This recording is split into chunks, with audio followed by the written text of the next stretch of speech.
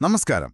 നമ്മളിന്ന് സംസാരിക്കാൻ പോകുന്നത് തൊട്ടടുത്തുള്ളൊരു തണുത്ത തവിട്ടുകുള്ളനെക്കുറിച്ചാണ്. വൈസ് 1738 എന്നാണിതിന്റെ പേര്. ഹാ, ഈയിടെ ഇതിനെക്കുറിച്ച് കുറേ പുതിയ വിവരങ്ങൾ വന്നിട്ടുണ്ട്. അതെ, ഫിസ്.org ഒരു ലേഖനം വന്നിരുന്നു. അതിനു പിന്നിൽ ആർക്കൈവിൽ വന്നൊരു പഠനമാണ്. ജെയിംസ് വെബ്ബ്, ഹബിള്, പിന്നെ ജെമിനി, ഈ വലിയ ടെലിസ്കോപ്പുകളൊക്കെ ഉപയോഗിച്ചിട്ടുണ്ട്. അപ്പോ നമ്മുടെ ലക്ഷ്യമെന്താണെന്ന് വെച്ചാൽ, ഈ തവിട്ടുകുള്ളന്റെ ശരിക്കുള്ള സ്വഭാവം എന്താണ്, അതിന്റെ ഉള്ളിൽ, അതായത് അന്തരീക്ഷത്തിൽ എന്തൊക്കെയാണ് കണ്ടെത്തിയത് എന്നൊക്കെ നിങ്ങൾക്കായിട്ടൊന്ന് വിശദീകരിക്കുക. ശരിയാണ്. മുമ്പ് ഇതിനെക്കുറിച്ച് ചില ആശയക്കുഴപ്പങ്ങളൊക്കെ ഉണ്ടായിരുന്നല്ലോ. അതെ. അതെങ്ങനെ മാറിയെന്നും നമുക്ക് നോക്കാം. ആദ്യം ഈ തവിട്ടുകുള്ളന്മാരെന്താണെന്ന് ഒന്നുകൂടി ഓർക്കാല്ലേ? നല്ലതാണ്. അതായത് ഇവ ഗ്രഹങ്ങളെക്കാളും വലിപ്പമുണ്ട്, പക്ഷേ ഒരു നക്ഷത്രമാകാൻ വേണ്ടത്ര വലിപ്പമില്ല. നക്ഷത്രം പോലെ സ്വയം കത്തിജ്വലിക്കാൻ പറ്റാത്തവർ. അതെ. ഹൈഡ്രജൻ കത്തിക്കാൻ വേണ്ട ആ ഒരു മാസ്, ഏകദേശം ഒരു 80 വ്യാഴത്തിന്റെ അത്രയും ഭാരം, അതിവർക്കില്ല. അതുകൊണ്ട് പരാജയപ്പെട്ട നക്ഷത്രങ്ങളെന്നും പറയാറുണ്ടല്ലേ? അതെ.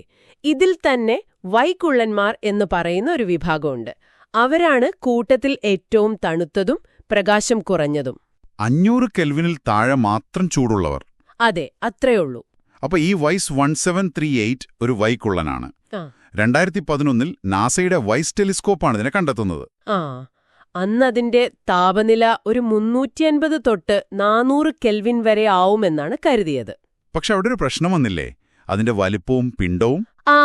അവിടെയാണ് കാര്യങ്ങൾ കോംപ്ലിക്കേറ്റഡ് ആയത്. ചില പഠനങ്ങൾ പറഞ്ഞു ഇത് വളരെ ചെറുതാണ്, ഏകദേശം ഭൂമിയുടെ പകുതി വലിപ്പമേ ഉള്ളൂ, 5 വ്യാഴത്തിന്റെ ഭാരമേ ഉള്ളൂ എന്നൊക്കെ. 5? അത്ര കുറവോ? അതെ. പക്ഷേ വേറെ ചില പഠനങ്ങൾ പറഞ്ഞത് നേരെ തിരിച്ചാണ്. വ്യാഴത്തിന്റെ 1.2 മടങ്ങ് വലിപ്പമുണ്ടെന്നും ഭാരം ഏകദേശം 59 വ്യാഴത്തിന്റെ അത്ര വരുമെന്നും. ഇത് രണ്ടും തമ്മിൽ ഒരുപാട് വ്യത്യാസമുണ്ടല്ലോ. ഒരേ സാധനത്തെക്കുറിച്ചല്ലേ ഈ പറയുന്നത്? അല്ലേ, അതാണ് ആശയക്കുഴപ്പം. ഈ ഒരു കൺഫ്യൂഷൻ തീർക്കാനാണല്ലോ ബെൽജിയം യൂണിവേഴ്സിറ്റിയിലെ മാളവിക വാസിസ്റ്റും സംഘവും പുതിയ പഠനം നടത്തിയതല്ലേ? അതെ.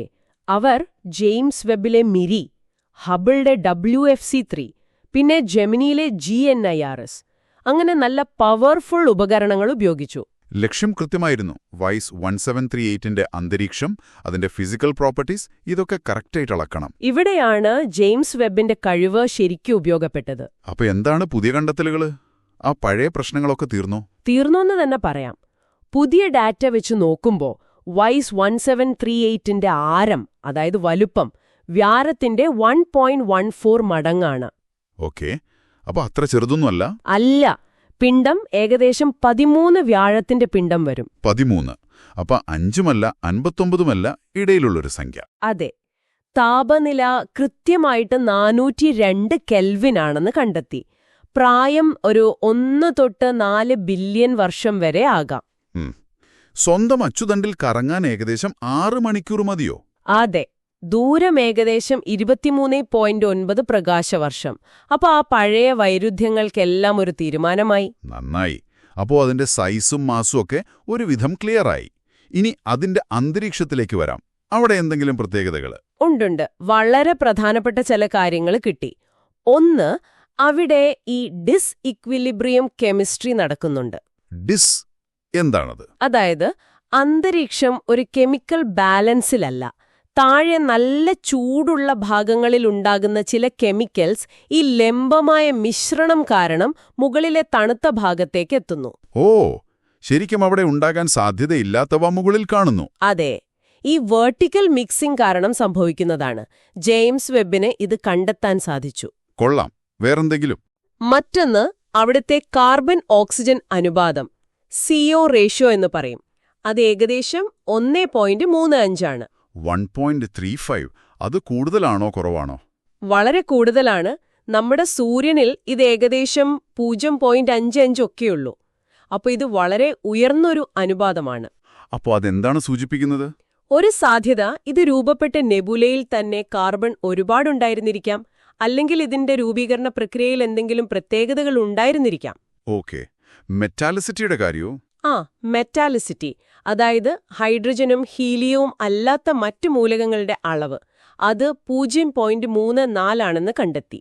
സൂര്യനേക്കാൾ കുറവാണെങ്കിലും ഒരു തവിട്ടുകുള്ളനെ സംബന്ധിച്ച് ഇത് കുറവല്ല. ശരി.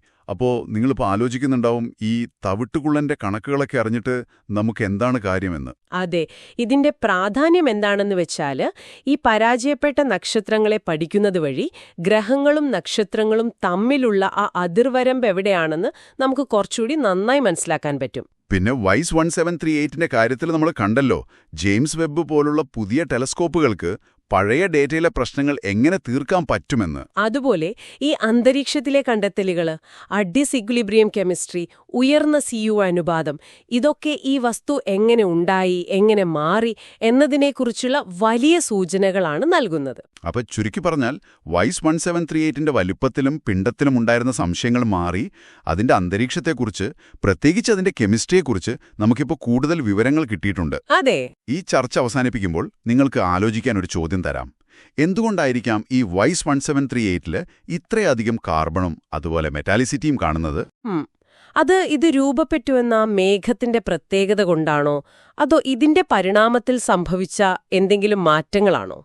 ഇതിന്റെ ഉത്തരം കിട്ടാൻ ഇനിയും പഠനങ്ങൾ ആവശ്യമാണെന്നാണ് ലേഖനം പറയുന്നത്. അപ്പോ നമുക്ക് കാത്തിരുന്ന് കാണാം.